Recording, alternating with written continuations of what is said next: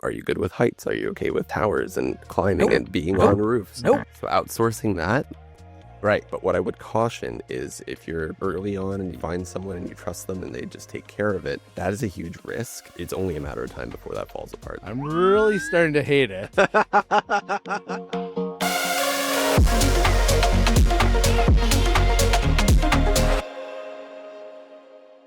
All right, so today we're going to talk about contractors, outsourcing, and call centers. So, how do you expand your staff?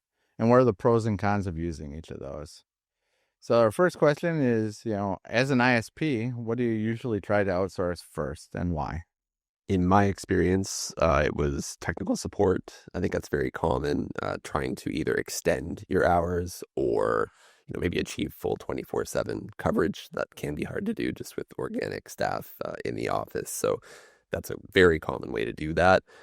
Another thing that we didn't do, but I know a lot of others have, is your field operations. So your installation technicians, and that can be very helpful if you've got a kind of a sprawling situation where you don't want to have a remote office and you can find a contractor that can take care of this corner of the world. That's a really, really great way to scale. Well, I think a lot of our customers even outsource further back into the process when they're starting an ISP. They may outsource for the network engineering. They may outsource for any number of those technical capacities that they don't have. Till they Great can point. get to the size of having that skill set in house. Exactly. It's the economy of scale of being able to share those resources and be able to leverage them to be able to grow your network. Yeah, for us, it was support. I mean, Yeah. we wanted 24/7 support. You can't hire people to work the overnight shifts. I mean, at least locally we couldn't. So tech support mass, you can outsource that. And it's also, I think, one of those more, robust processes. It's more well-defined, so it's easier to outsource that. We never tried the installs, and you said you didn't either, huh? We were always afraid of the quality that we would get. That's the on reason. an install, and we really wanted high quality installs. There's so much that goes into that. I talk all the time about my admiration for, really good field technicians and how important from a retention standpoint, they do get a bit spoiled, I think, because a good one is as good as gold, right? The technical skills, if it's a case where, it's a WISP or something, are you good with heights? Are you okay with towers and climbing Nope. and being Nope. on roofs? Nope. But then when you're off the roof, you have to be great at customer service. Like the standards that they're held to are just endless. They have a lot of roles that they need to do and need to do well. So outsourcing that, right? That we never wanted to try that because we had. I had some really good installers. they are the face of the company. Unless someone comes into the office for some But strange I've reason. even seen people outsource their salespeople. They'll hire a salesperson to come in as a contractor for X period of time to scale them a little bit while they're looking for a full-time person. They'll bring in somebody who's boots on the ground, knows what they're doing. They're not necessarily going to have them on staff. So part-time, or short-term. Short-term, yes. Outsourcing. Yeah, we didn't really do any of that. How about you? No, but I want to go back to your point about someone to help you build your network or advise on that. That's a really good topic. We did do that when we needed to scale up. We were, a lot of people end up on this path. We had our little hub and spoke network, layer 2 bridged, and you wake up one day and it's like so we moved to layer 3 and OSPF and BGP, and we hired a contractor to help us to understand that. But what I would caution is if you're early on and you find someone and you trust them and they just take care of it, that is a huge risk if they're not also upskilling you and you can't be in the room and understand what they're doing. Because then Absolutely. you're beholden to them. What if they're not available? What if the relationship falls apart? Like the complexities of a network. If you don't have someone under your roof that intimately understands what's happening with your network engineering, it's only a matter of time before that falls apart. So I do think it's an excellent way to gain that knowledge and, like I said, sort of upskill your team. But I would ask that question when you're kind of shopping for a partner to bring in. If they're not willing to teach and they see it as, no, I'm doing it, it's transactional, you paying me, I'm not going to show you, walk away. No, we had a lot of contract hires. When I worked before the ISP, that would come in not willing to share their knowledge at all. And I'm like, no, at the rate we're paying you, you're not just here to solve the problem. You're also here to help train the staff. It just doesn't work that way. And you know, if we can't make that work, then we need to look elsewhere, because we're not planning to keep you on forever. Right. And you got to be upfront about that when you're establishing that relationship. Right. Yeah, you have to definitely let them know. That makes sense. Second outsource for us was tower work. We didn't have enough climbers. I mean, we maybe had a climber, so it was always tower work. And I would guess that's probably outsourced a lot. It's such a skill. It is a skill, and the people who can do it really well. And man, some of those guys, how fast they can get up those towers. And then you talk to them, it's like, oh yeah, I eat about 9,000 calories a day, and it's 130 pounds. It's like I eat like 500, and I'm like this. So it's like, oh well. Yeah, climbing is an art, honestly, and there are, I think, standards. So I think you can trust that. The challenge with that is, if you're outsourcing that, how are you checking their work?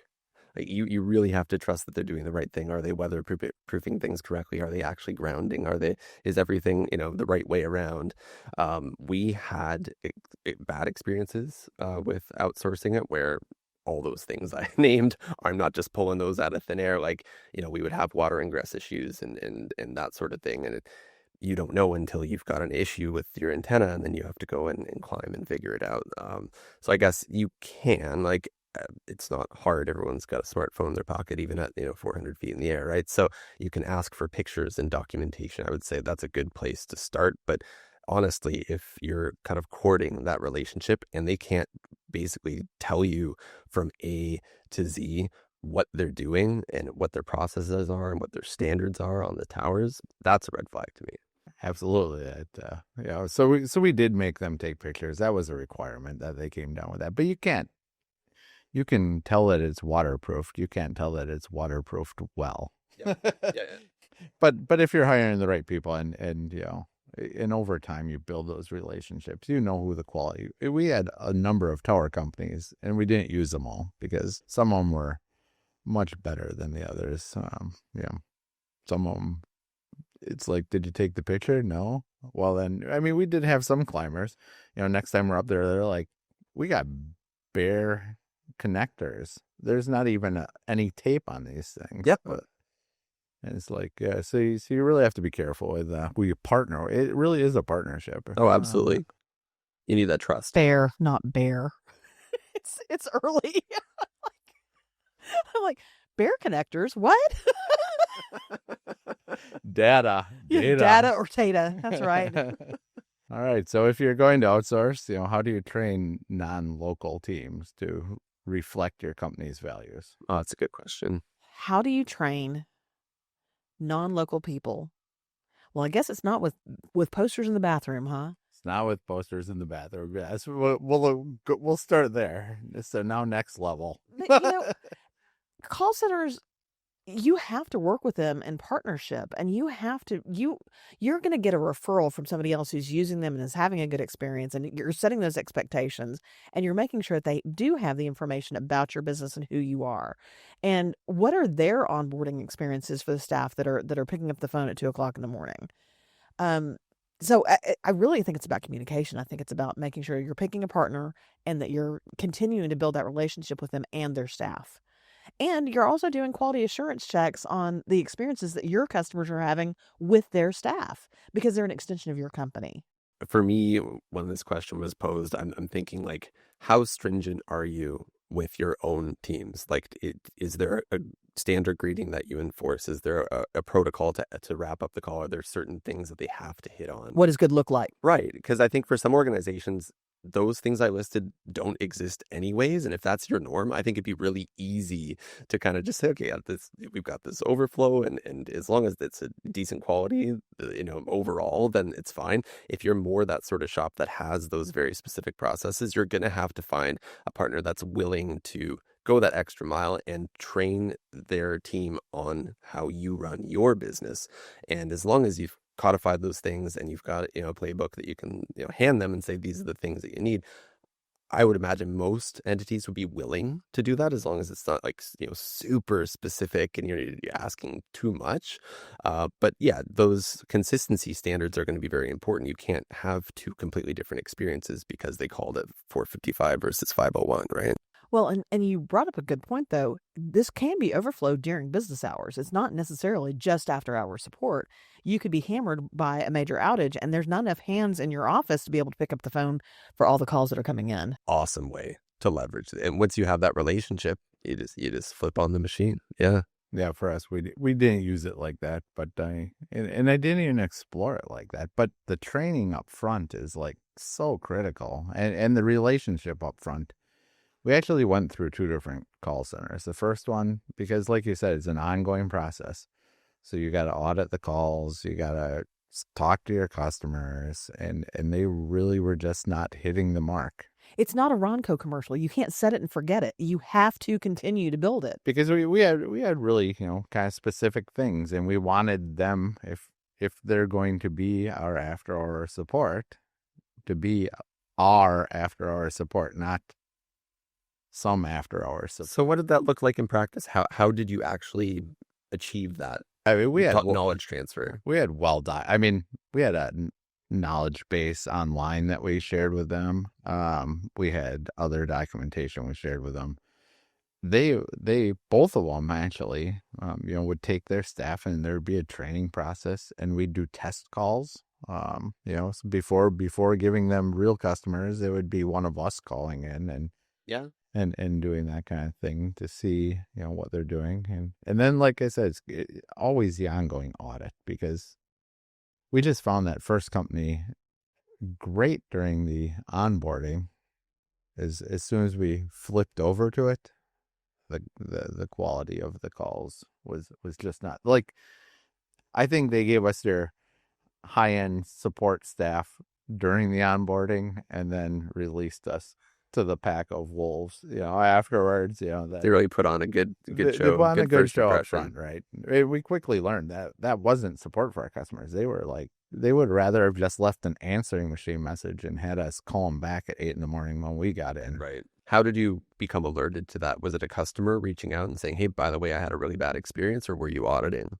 We were auditing. I mean, if you're going to outsource call centers, they have to be able to provide you every call that you can pick and choose, not the ones that they pick and choose right. and give to you. Here's a random sampling of calls for you to review. Every inbound call has to be recorded, and we have to be able to listen to whatever ones we want, because that's the only way you get the true audit and customer feedback. I mean, as good as you can train an outsourced place, that your customers are still going to know.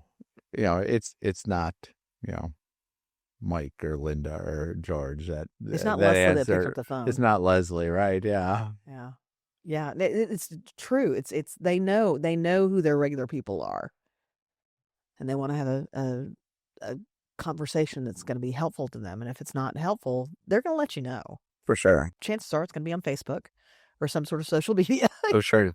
Or a bad review, which you don't want that. You don't want your call center to drive documentable bad experiences. Right. No, that's no good for anybody. And you do have to respond to those, and you better be monitoring for those, because that's an important part of the whole. And it's not a valid excuse. Like, if that post comes up and your response is, oh, well, that wasn't our staff, that was the after hours over. Like, who cares? It's an extension of your of your brand. Yeah. So you're not getting it. This is not a get out of jail free card. This is not an excuse for bad customer service. No, absolutely not. Yeah. Because you're taking them on to be your face. Yeah. So you have to also back them as if they were one of your employees. That's why the relationship's so important. That's why the relationship and that really goes back to the question of the company values. Are they living up to your company values? Do they represent you? Either it's a fit or it's not, and you'll find out over time for sure. Even with our second one, we had some of their staff that we knew weren't doing good, but overall the whole place was doing phenomenal. In fact, they would have a tier 1 and tier 2 within their support company. So by the time it got to us, it had been through a couple of people, and not many of them came back. They were actually really good at Hmm.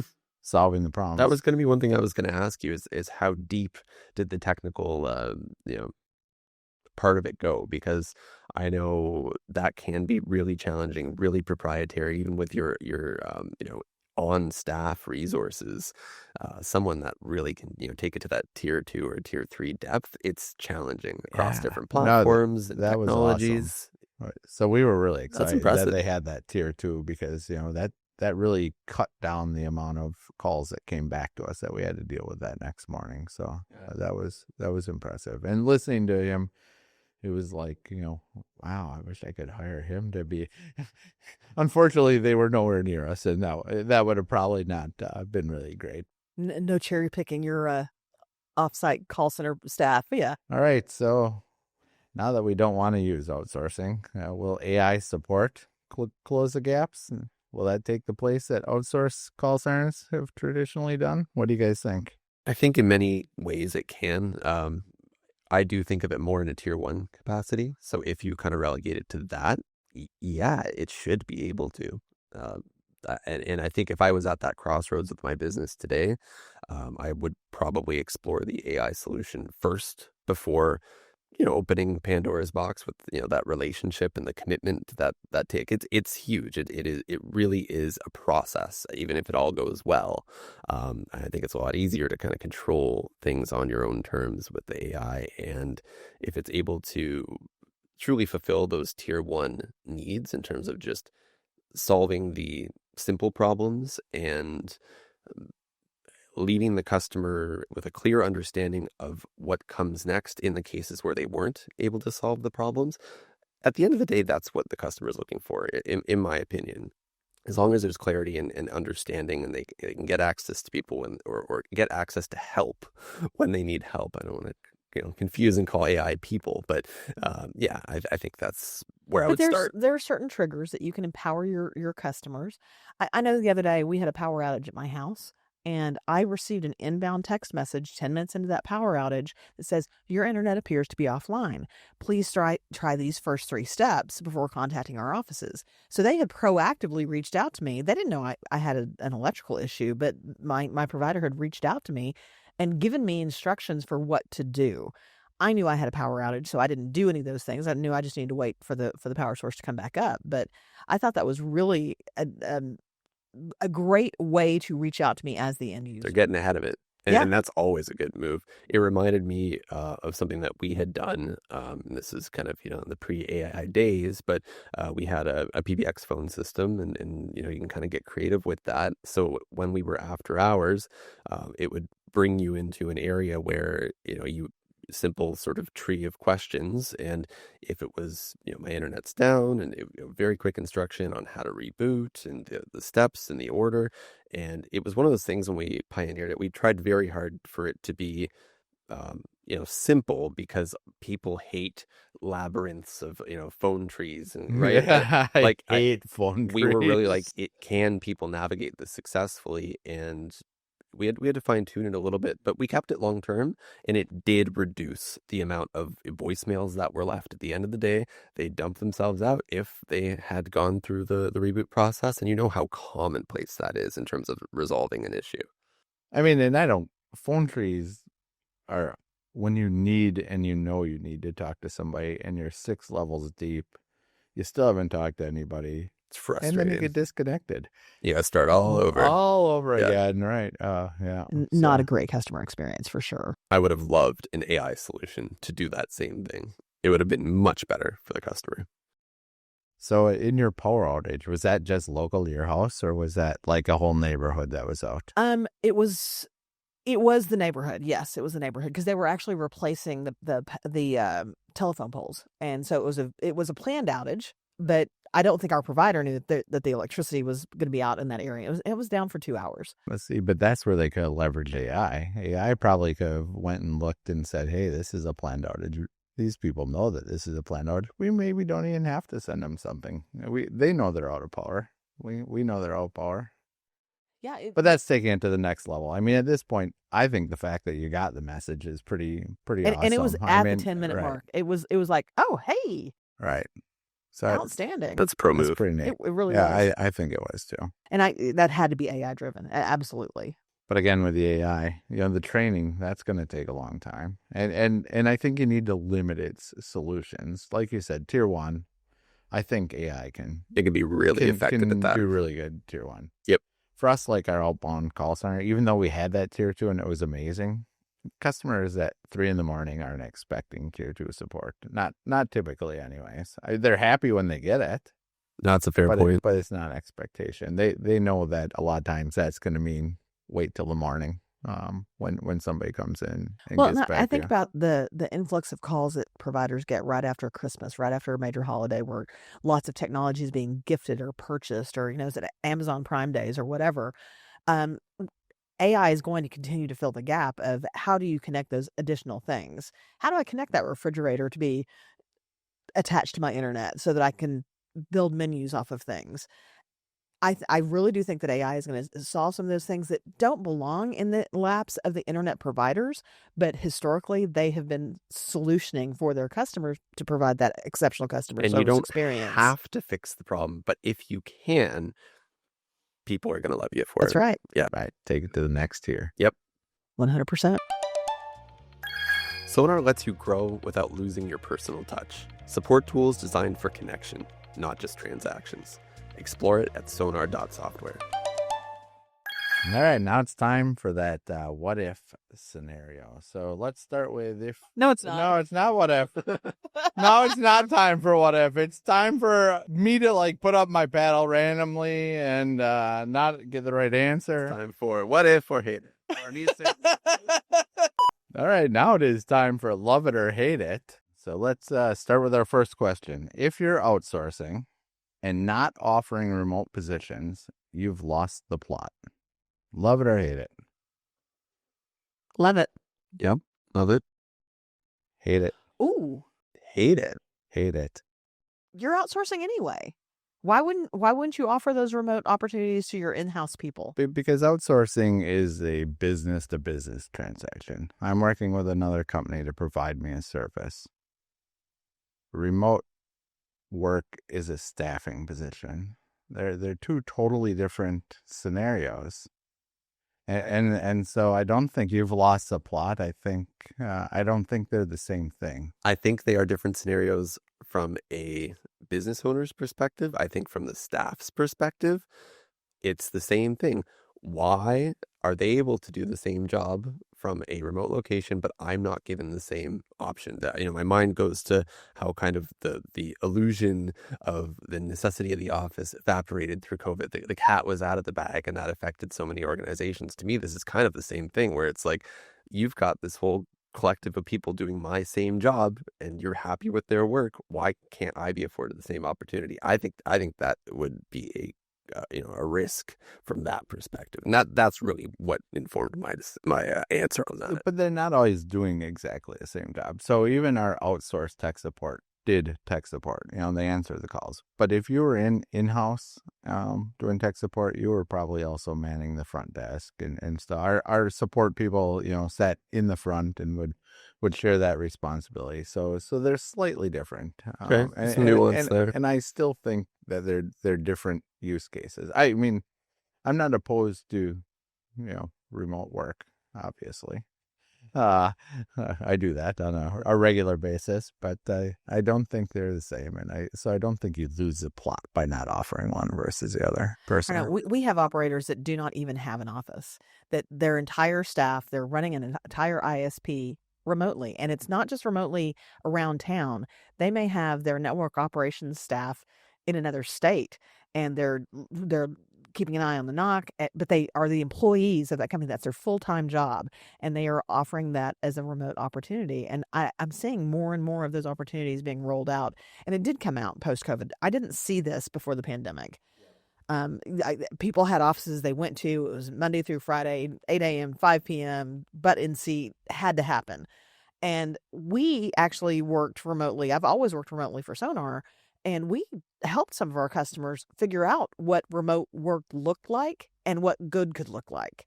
How do you communicate? How do you build culture? How do you continue with your mission, vision, and values in a remote environment? So I really do think that for this particular question, if you're not offering remote positions, you've lost the plot. Sorry. Right, well, I'm not changing my vote. Okay, So that's nice fine. try, Let's move though. on. Let's move on. All right. We'll arm wrestle later. Left-handed. A warm voice is better than a fast resolution. Love it or hate it? I love it. Hate it. Okay. Tell me And more. Rick's with me. This time. He's a flim-flam. It's okay. Well, he's in the middle. He is in the middle. Maybe that's I'm somewhat stuck in the intentional. middle That with he's you, in the yes. middle. Well, we made him go first, so tell us why. Look, you don't always get a fast resolution. So wouldn't you rather have a warm voice on the other end of the phone to help you through whatever pressure this is causing? If I'm working from home, if I'm trying to get my term paper turned in, whatever, I want somebody on the phone that I feel is empathetic to my needs, and that warm voice can be better than the I fast resolution. Couldn't agree more. Then why'd you say hate it? Because it's not better than a fast resolution. If I have to pick, I'd rather just have the problem go away and move on with my life. Right. But if there is a voice on the phone, I would also like it to be warm, for sure. Absolutely. Larry? I have the exact same answer as him. When I call in, what is the purpose? Why did I make this call? What is the interaction for? I didn't want to make the call at all. I want to, right. I didn't want to make the call, but when I do, I want resolution. If I am going to get the warm voice, that's a bonus. But get me my answer and get me off the phone and let me go back to, binge watching my shows. I really think the warm voice is important. I think that the interaction that they walk away from is a combination of both things. It's not one or the other. They're both important. So I'm not going to put one over the other. Yeah, I don't think either of us are disagreeing. It's important. I mean, if you can get that warm voice, that takes it to the next level, and you should be shooting for that. But at the end of the day, if I had to pick, right? If I have to get pick, me off the phone faster. And it does say is better than. Okay. I'm going to stick with my love, but I go know ahead. we're not One getting people love. to flip their votes today. We'll just have to try a little harder. So let's go on to our last question. Scaling people harder than scaling tech.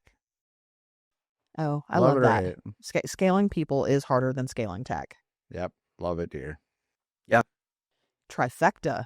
Yes. Well, now we don't have to flip anybody's vote. It just is. And scaling tech can suck.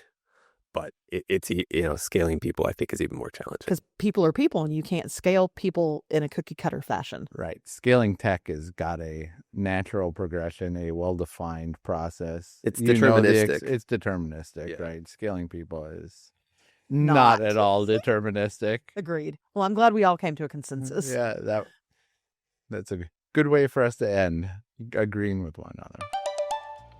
If you've enjoyed this episode of Bandwidth, subscribe on YouTube so you never miss an episode. This segment is called What If? Thank you. All right, well, let's get on to the last part of our show, and that is our what if. So, what if you determine your NOC needs weekend coverage, but your staff says, no way, they reject the rotating shifts? Do you mandate the schedule changes? Outsource it? Or an AI solution? How do you handle that? Rick, how do you handle that? So my thought with this, and again, it's all about interpretation. In my mind, if an AI solution was viable and beneficial, I would hope I would have already have pursued that. So I'm going to take that one off of the list of considerations. And I mean, what you're describing does happen and definitely did happen over the years in terms of like, I'm making a change or I'm extending hours. And there's certain people like, not with me, you're not. So totally, this is a real thing that does happen. I think I'd still drive for a human solution. You're always trying to kind of cross-train and upskill people anyways. So like, is there, a tier 2, tier 3 tech support person that maybe has an interest in getting into the NOC? Maybe I can do some cross-training, change their hours a bit, and they can do the overflow on the weekend and have a kind of a hybrid role or solve it that way. Or can I push it a little bit until I organically need to hire a NOC position anyways, and then I'm just hiring for that position? You're higher into the position. Yeah. I think I'd want to solve it with the people if that's already kind of what I've grounded myself to.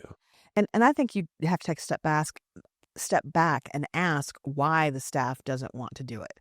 Is it that they would like a salary differential? Do they want it to be every 6 weeks, not every 4 weeks? Is there a way to come to an agreement that would work and be mutually beneficial?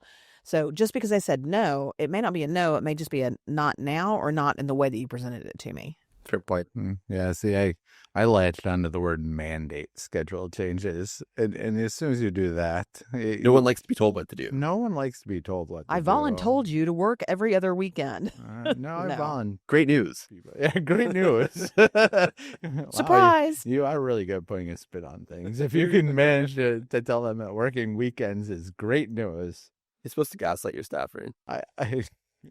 Is that how you operate? That is my the secret sauce. Yeah. All right. Oh. Well, that wasn't for me, but I think you're going to lose valuable people if you mandate it, and they really are opposed to it. So, do you really want to risk that? I think the hybrid approach, and I didn't take into account that maybe you'd already considered the AI solution is not. I think the hybrid solution is what I would have proposed.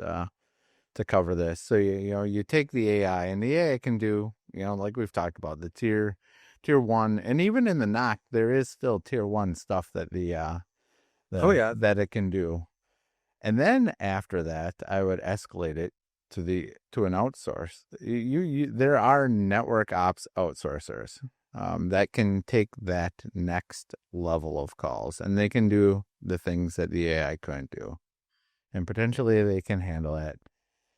At the end, it's going to fall back to staff, though. I mean, so the third level becomes your in-house staff. The third level is your in-house staff, but hopefully at that point they've seen that you've taken all these other steps to try and protect that weekend time that they certainly appear to not have wanted. I was going to say they're carrying the pager. And oh my God.